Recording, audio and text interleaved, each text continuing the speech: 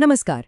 कभी सोचा है कि हम जो कुछ भी सीखते हैं, जो भी ज्ञान इकट्ठा करते हैं, उसका असली मकसद क्या है? क्या ये बस दुनिया को दिखाने के लिए है कि हमें कितना पता है, या फिर इसका कोई और ज्यादा गहरा मतलब भी है? आज हम इसी सवाल की तह में उतरेंगे। चलिए साथ मिलकर इस सफर पर निकलते हैं। अपनी बात की शुरुआत करते हैं जॉन एलिया के इस एक बहुत ही गहरे सवाल से। तुम कोई बात क्यों नहीं करते, फिर कोई बात हो गई क्या? देखिए, ये सिर्फ लफ्जों की कमी नहीं है। ये उस खामोशी की तरफ इशारा है जो कभी-कभी शोर से भी ज्यादा ताकतवर होती है। और यही खामोशी, यही चुप्पी आज हमारी बातचीत का सेंटर पॉइंट है। तो चलिए सबसे पहले उस चीज का सामना करते हैं जो हम सबको हर रोज हर पल घेरे रहती है, और वो है दुनिया का शोर। ये लगातार गूंजती आवाजें, ये कभी ना खत्म होने वाली उम्मीदें जो कहीं ना कहीं हम सब पर असर डालती हैं। कभी कभी ऐसा महसूस होता है ना कि हम सब एक ऐसे बड़े से बाजार में खड़े हैं जहां हर कोई चिल्ला रहा है। सोशल मीडिया, न्यूज़, यहाँ तक कि हमारे अपने मन के अंदर की आवाज़ें, हर तरफ से एक ही दबाव है। बोलो, अपनी राय रखो, खुद को साबित करो। और इस पूरे कोलाहल में बस एक पल के लिए चुप रह पाना भी लगभग नामुमकिन सा लगता है। यहाँ सब बोल रहे हैं, बस इतनी सी बात है, लेकिन आज के दौर का ये सबसे बड़ा सच है। ऐसा लगता है जैसे हर कोई एक माइक पकड़कर खड़ा है, पर क्या कोई सुनने के लिए तैयार है? या हम सब बस एक बंद कमरे में एक दूसरे पर चिल्लाए जा रहे हैं? सोचने वाली बात है। तो फिर सवाल ये उठता है कि इस शोर से कैसे निपटा जाए? क्या अपनी आवाज और तेज कर लें? या शायद इसका जवाब कुछ और ही है। शायद जवाब बोलने में है ही नहीं, बल्कि चुप हो जाने में है। चलिए जरा इस अलग से रास्ते को समझने की कोशिश करते हैं। ये पंक्तियां तो ज्ञान को लेकर हमारी पूरी सोच को ही हिला देती हैं। ये कहती हैं, खूब पढ़ना, समझदार बनना, मगर दुनिया को बताने के लिए नहीं। ये तो एकदम ही अलग बात हो गई। मतलब ज्ञान दिखाने के लिए नहीं है, दूसरों से तारीफ पाने के लिए नहीं है। तो फिर आखिर ये है किस लिए? तो अगर दिखावा नहीं तो फिर क्या? इसके हिसाब से ज्ञान के 3 बहुत गहरे मकसद हैं। पहला, अपने लिए, यानी खुद को समझने के लिए। दूसरा, शांत होने के लिए, अपने मन की जो लगातार बड़बड़ चलती रहती है ना, उसे ठहराव देने के लिए। और तीसरा, जो शायद सबसे जरूरी है, दुनिया को झेलने के लिए। मतलब यहाँ ज्ञान कोई हथियार नहीं है, बल्कि एक ढाल है, एक कवच जो दुनिया के शोर शराबे से हमें बचाता है, ताकि हम अंदर से शांत रह सकें। तुम चुप हो जाने के लिए पढ़ना, जरा सोचिए इस लाइन के बारे में। ये तो बिल्कुल उल्टी बात लगती है।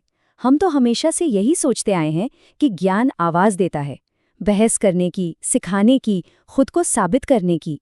पर ये सोच कहती है कि असली ज्ञान तो उस जगह ले जाता है जहाँ कुछ साबित करने की जरूरत ही खत्म हो जाती है, जहाँ बस एक गहरी शांति होती है।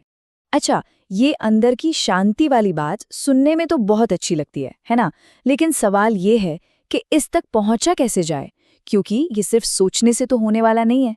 अच्छी बात यह है कि हमें कुछ प्रैक्टिकल रास्ते भी बताए गए हैं। चलिए देखते हैं कि वो क्या हैं।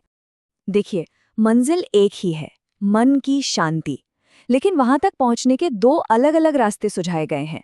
पहला है ज्ञान का मार्ग, जिसके बारे में हम अभी बात कर रहे थे, यानी दुनिया को सहने और समझने के लिए पढ़ना। और दूसरा है भक्ति का मार्ग, जो ईश्वर के प्रति समर्पण का रास्ता है। और सच कहूं तो दोनों ही बहुत पावरफुल तरीके हैं। अब भक्ति के रास्ते पर एक खास तरीका है जाप, यानी भगवान के नाम को दोहराना। इसका आइडिया बहुत सिंपल है। जब भी मन खाली लगे या चिंताओं से घिर जाए, तो उसे एक पॉजिटिव, एक दिव्य आवाज से भर दो। ये एक एंकर की तरह काम करता है जो मन को भटकने से रोकता है, और धीरे धीरे ये एक ऐसी अंदरूनी ताकत बन जाता है कि बाहरी सहारे की जरूरत ही कम हो जाती है। तो अब हम अपने सफर के आखिरी पड़ाव पर आ पहुंचे हैं। हमने दुनिया का शोर देखा, उससे बचने के लिए शांति के रास्ते भी खोजे। अब आखिरी और सबसे बड़े सवाल का सामना करने का वक्त है कि इन सब का मतलब क्या है? इस पूरी मेहनत का आखिरी इनाम क्या है? ये बात तो हमारे समाज की नींव पर ही सवाल उठा देती है ना? हम सब एक ऐसी दुनिया में रहते हैं जहां पैसा इकट्ठा करना ही सबसे बड़ी कामयाबी मानी जाती है।